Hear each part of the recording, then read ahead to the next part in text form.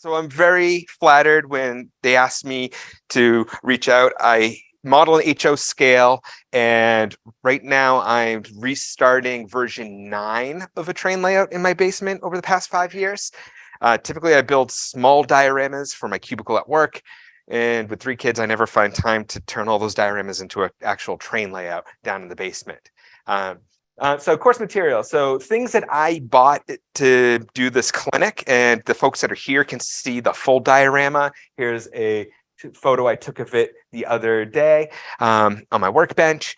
Is I use the DPM learning kit. I use it because it's readily available. It puts us all in the same level playing field. I personally prefer to do craftsman kits. $200 wooden laser cut kits, those get me really excited. And not that plastic doesn't, it's just, I struggle with gluing plastic walls together. It took me probably 20 tries to glue this building together. So I hope maybe someone could tell me I'm using the wrong glue later today. I also wanted to keep it for anyone who's even entry level. So I got the Walther sidewalks, and there's links to those products. FYI, on the last slide is a link to this PowerPoint. So if you want to download it, it's in Google Drive. You can download it and have a copy at home. Next slide, please. So we're going to start with brick. My techniques on bricks are not my own. I've modified techniques that other people have taught me, and my techniques change quite a bit. If I taught this presentation 9 months ago, it would be different than what I'm going to talk about today. So I'm always looking to evolve and change how I do things. Next slide, please. So I have a 6-step process. You should be pretty familiar with all of this. First thing we're going to do is prepare the surface. Then we're going to prime it. Then we're going to paint the bricks, seal the surface, do the grout, and weather it so it looks dirty and dusty. I didn't say it, but it was on that earlier slide about me. My biggest influence in the hobby is George Sellios, Franklin, South Manchester. I assume most or all of you know who he is and his layout. I want to do what he does, but more modern. I modern 1970s, 80s. He models like 30s, but same aesthetic, just different decade. Next slide, please. So prepare whatever is the best way for you. Since we're using plastic kits, my tip, if you didn't know this already, wash those parts. There is mold release agent on those parts, and paint and spray paint primer will not stick to them as well if you do not wash them with just normal dish soap. Just a plastic tub like I brought everything in. I'll have one of these in the basement. I'll put some water and soap in it, and I'll just wash everything before I use it. You want to sand everything straight with your sanding sticks. You want to make sure everything is ready to go. Next, please. Then we get into what I prime with. I prime with Krylon spray paint. And the reason I use Krylon over other brands is the nozzles don't clog as easily. I used to only use Rust-Oleum. I think their colors are better, but their cans would always clog, and I'd have to throw away half a can of paint over and over and over again. And that was not fun and a waste of money. So I switched to Krylon because they have the better nozzles. I call them the graffiti nozzles. They're the big white caps that graffiti artists actually buy to put on spray paint bottles to give like a bigger spray. You can even get different nozzles if you want to change your area of spray when you're doing your modeling. So I use the red oxide primer, always use matte. And the reason I'm using this spray can is I want to have a good base of what brick looks like. I want something that's as close to actual brick color as possible to make it easier and faster for me later. I talked about how I change how I do things. I actually used to spray prime only in gray or tan. And the reason was I was like, oh, if I spray paint it first, my grout is there. Done. Then I can paint the bricks by hand. What I found out was you saw all the lines from the brush. It didn't look that great. It would bleed into the grout lines, and then I'd be frustrated that I didn't get the look I wanted. So I found by switching the color that I prime with, I got better results. Next slide, please. So this is something you can do. I personally don't do this, and the reason I don't do it is I'm not good at it yet. My friend Jason, who one of his links is at the end of this, he is an artist. He has a YouTube channel called Jason Jensen Trains. He has taught me quite a bit about what I know about model railroading. He will actually go for added realism and paint individual bricks, different hues of oranges and reds and browns and purples to give that variety. So we don't have here's a one color wall. It looks, when you do it, really jarring because you haven't gotten to the weathering stage yet, which will then tone everything down. But trust yourself that it will look good later. Next slide, please.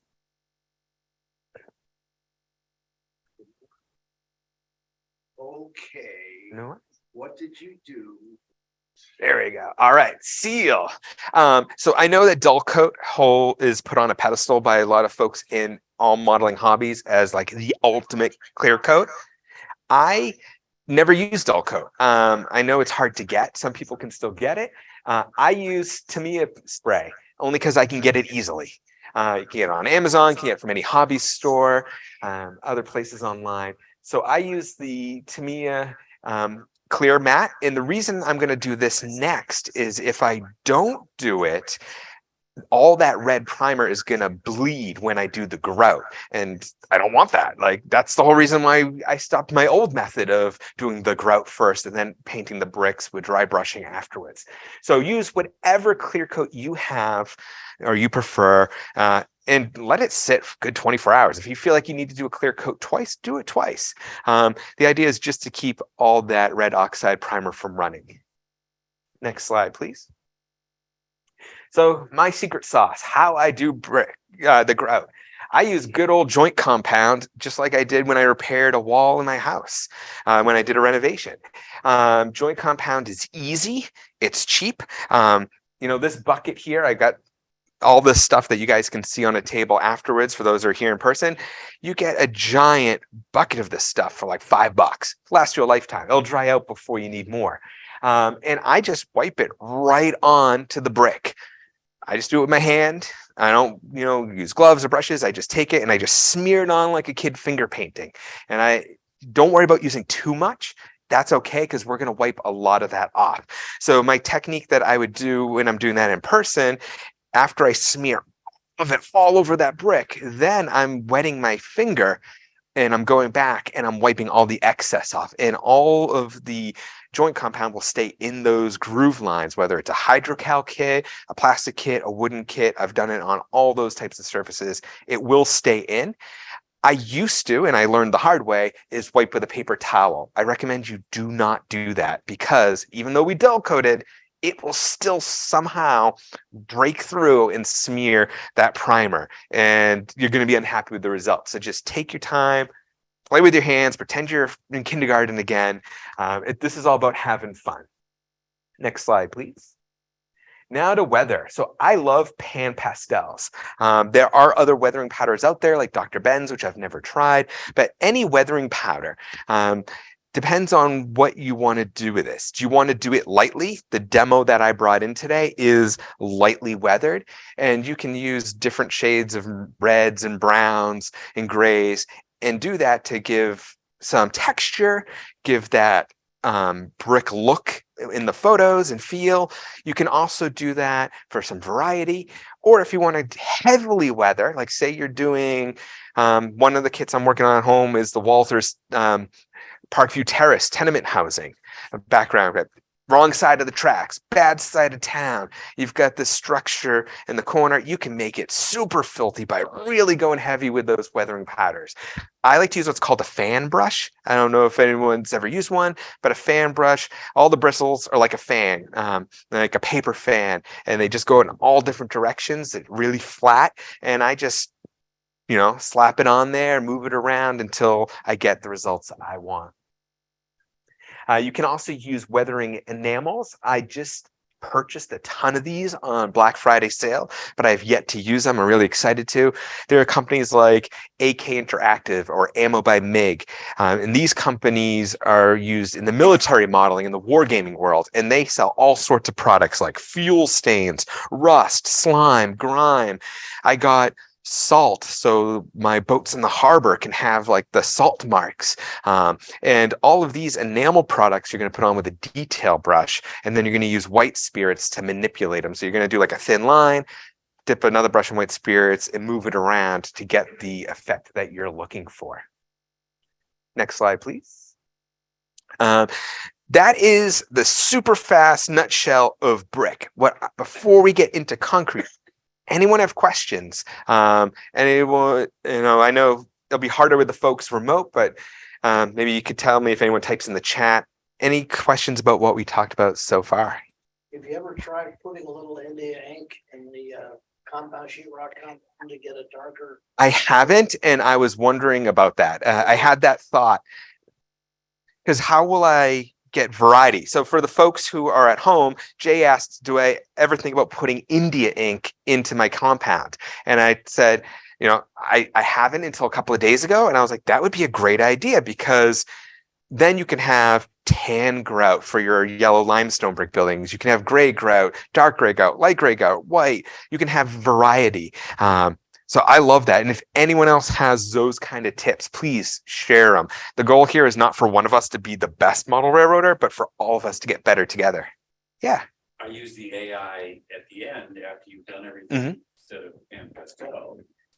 I'll put the AI on at that time. So that will change that from your white spackle to a different color, whatever color you want. Oh, nice.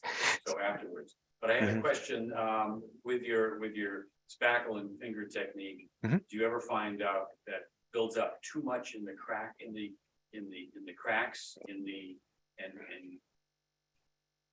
areas of the brick that have more detail? Does it build up too much, and what do you do in that situation? Oh, awesome. Yeah, excellent question. And I love this because these comments are things I thought about talking about, but you get nervous on stage and you just blow right through and forget those things. So Glenn was mentioning about how do I clean up excess joint compound? Because it does get caught, as he mentioned, around windowsills, or I don't know the name of it, where above the window you have the arches. And sometimes those are concrete, but you have physical detail work. And I use a toothpick for that. I go through a ton of toothpicks. The dollar store sees me in there all the time, buying 500 at a time. I use it to apply glue. But in this case, I get in there with a toothpick, or you can get in with a paper clip or a safety pin and just dig out the excess where you don't want it. Just a quick thought. I mean, the joint compound is perpetually water soluble. So you can always use a damp piece of cotton to put it out. I like that. So Jay mentioned using a damp piece of cotton. That's right. Like, as long as you keep wetting something, you can thin it out. You can move it out, even if it dried and you want to get to it a couple of days later. Yes. I was frustrated by the spray paint too, especially being an N scale. One can could last a million buildings. But I saw your video of someone actually cleaning the can afterwards. Like just spraying it upside down 3 times. Then that stopped paint from stop walking. That's a great tip. So for everyone who is at home today, Will said that he learned through a YouTube video a way to clean your spray paint cans is to actually spray a couple of bursts upside down, and that will clean it. I've heard of that. I honestly never remember to try it, but I'm going to try that. The other things I like to do is I will just dab paper towel with mineral spirits, and I will scrub the nozzle clean before I put the cap on and put it away back in storage. Anything from the chat? No. All right, awesome. I'm going to take a quick swig of water, and then we'll talk about concrete. Concrete's going to be a very similar process, a little bit different materials. So we're going to prep the surface, we're going to prime the surface, we're going to paint the concrete, and we're going to weather it. Next slide, please. So same as before, the prep the surface is exactly the same. Sand your parts, make them square, wash your plastic parts, make sure everything is ready to go. With concrete, this is also a good time where you can add more detail. When I bought those Walthers sidewalk kits, they were pristine. They looked like brand new sidewalks that the city laid today. Well, I'm modeling late 70s, early 80s. I'm modeling a fictitious version of Portland, Maine. I'm trying to do, the punk rock scene and the dirty, edgy. We're not so quite sure we want to go to the city. Is it safe? Kind of like the 70s New York City, but using Maine trains and rolling stock as a backdrop, like the movie Warriors, for instance, that kind of style. And with that, I wanted to add more detail. And sometimes it happens by mistake, which is the best part, because then you just can go to town. I take out my X-Acto knife and I start cutting cracks into the sidewalks, make it a little beat up. Think about, where would these cracks happen? Are they happening near a curbstone, a corner? Are they happening at where it goes to a driveway opening for a garage door? Heavy delivery trucks are coming in and out. Anywhere you can take it and just give it a little more realism. It's easy to go overboard. So a good thing to do is always just go out in reality. Go in this real world, walk around, see, what does a broken up, beat up sidewalk look like? Search for images online to give you ideas of how you may want to do that. Next slide, please. So again, Krylon, it's my favorite. So I'm using Krylon paint. This time, I'm not using a primer specific because their gray primer is a light gray, and I want a dark gray. I talked about earlier how when I would do the grout first, I didn't like the results I got with the brick, but it works with the concrete. So by spraying it a dark gray, I can then dry brush the light gray over it, and the dark gray will be those expansion joint lines, and they'll pop more. And same as those cracks that I made with an X-Acto knife. Next slide, please. So this is my new secret sauce. We talked about how I'm constantly evolving and changing. I used to use a different paint to do my concrete, and I just started using this paint for this clinic. I didn't want to come here and talk about something without having a physical example. So I spent Christmas vacation making a diorama that's on the table in front of me. And I brought a couple of pieces that are what I call cooking show style. Like, here's step one, and then here's step one after it's two, so you can see the different steps dry and not have to wait for things to dry overnight to see how it happens. I used to use I always use chalk paint, so that's always been my thing. And the reason I use chalk paint is to give that texture. It feels right, it looks right. When you take photos with your smartphone or your camera, you're going to see what looks like real concrete. But I used to use Art Minds brand Cocoon because that was the closest thing you could get to concrete. And Cocoon has a green tinge to it. So then I'd have to mix in paints to get the gray color that I wanted. And it took a lot of work. Can you spray that one? You cannot spray this. So this is jarred paint. Well, I'll take that back. I don't know, and I assume you can't spray it. And the reason for that is chalk paint has that dust in it, just like some of the modeling supplies I use out there have sand in them to give that texture. So I'm pretty confident it's going to get clogged up. But if anybody has ever airbrushed chalk paint, please chime in and let us know. And so I found this stuff. My friend Jason that I talked about earlier, he started using folk art Parisian gray chalk paint. I got this at Michael's for like $8, and that was before the 20% off coupon that they always have on their website. So never buy anything without a coupon. This hobby is expensive enough.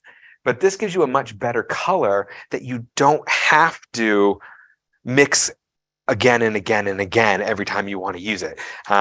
Small bottle, but the size like the largest bottle of Tylenol Advil that you can buy. That's the size of this bottle. Maybe a little smaller than a soda can. There are other options out there. So I'm a huge fan of AK Interactive. I'm a huge fan of Ammo by MIG products.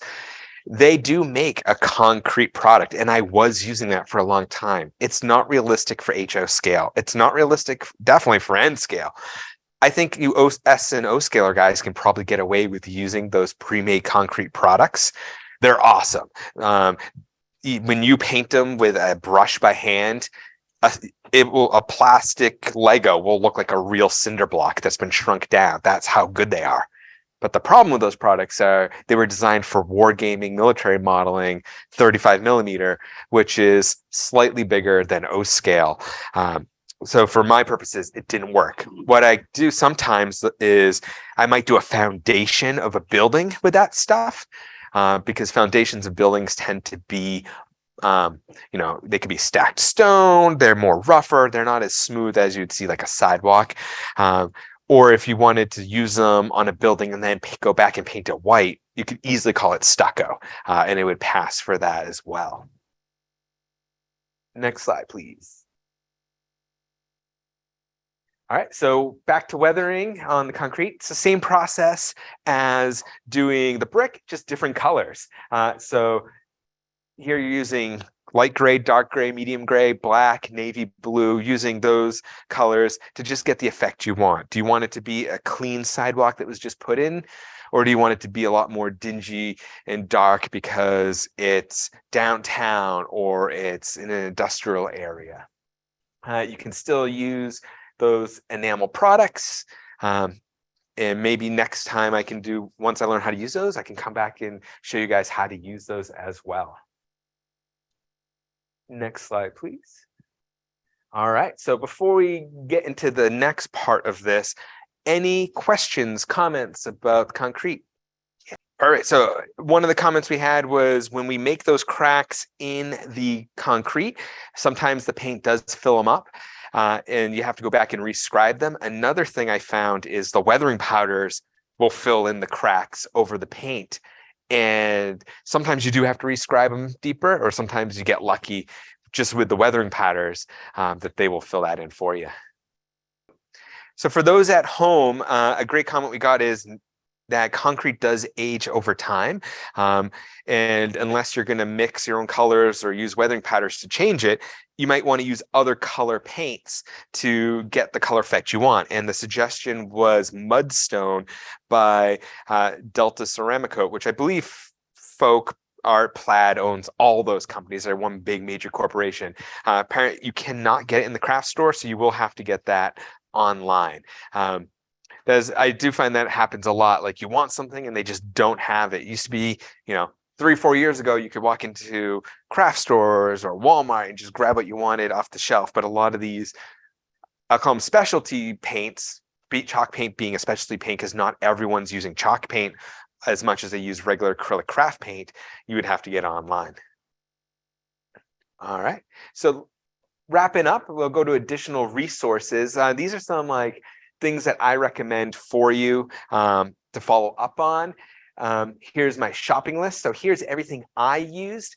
There's the Krylon spray paint with the product codes, the Tamiya clear coat paint I use, the pan pastels I use. Use the hobby paint of your choice. I really got hooked on Vallejo paint a year ago because I got a ton of it for Christmas. Before that, I went years only using cheap craft paint, like 30 cents a bottle, cheap craft paint. The fancier paints, one coat, they're on great. So I love that, especially when I'm painting people and detail parts. I am a detail part junkie. Those little pewter cast parts and baggies of trash barrels and cinder blocks and pallets and things to enhance your model railroad. I probably spend about $100 a month on those. I can't get enough of them. I have tons of fish and tackle boxes of them because as mentioned earlier, George Sellis was a huge influence of mine, and he just crammed as much stuff as possible into a scene. And I was like, I want to do that. I want to have an alleyway with dumpsters and trash and people and animals. I've got little HO scale seagulls and squirrels and bats and pigeons. And, when I do finish my layout eventually, it's going to be quite the scene. With concrete, the concrete, same thing. The gray spray paint, the chalk paint, the pan pastels I use. Everything on this list you can buy on Amazon. You can buy it on Walmart. You don't have to go to a specialty store, but as always, we want to keep this hobby going. So if your local hobby store carries it, please support your local hobby store. I know it's going to cost you an extra 3 to 10% in cost, but to give them an extra couple of bucks every month will mean that they're going to still be there 2 or 3 years from now when you want them to be there. Next slide, please. So for further learning, these are YouTube videos that I watched over the past couple of years, and I took their techniques and modified them and tweaked them to my liking. So we got FOS scale models. Doug Fiscali owns a Craftsman kit business down in Connecticut. So he does videos on how he weathers stuff. Similar style as me, 1970s waterfront, urban decay, wrong side of the tracks style modeling. Jason Jensen Trains, YouTuber out of Colorado, a good friend of mine. He's a comic book artist by day, and then he's a model train guy like us by evening. And he puts out in-depth 40-hour, minute-long videos weekly, and everything I know I learned from him, either watching his YouTube videos, talking to him on the phone, just like, how'd you do that? I want to do that. I want to do it a little different, so it's not a complete ripoff, but I want to do what you did with my own spin. New Haven Rail, I do not know New Haven Rail, but it's a YouTuber that I like to watch, and that's where I got the chalk paint idea from. And then pro scale models, gentleman, Wayman down in Atlanta, Georgia, another friend of mine. He's a tattoo artist. I've been learning like my graffiti techniques from him, which I did on the back of the building that's in front of everybody. And he's been putting out lots of videos, and he's putting a new young spin on things. So I know in the railroad community, all railroading, there are folks that can't stand overly rusted and weathered and graffitied stuff, and there's people who love it, and then there's people in between. So he's definitely leans on the let's make it look as trash as possible.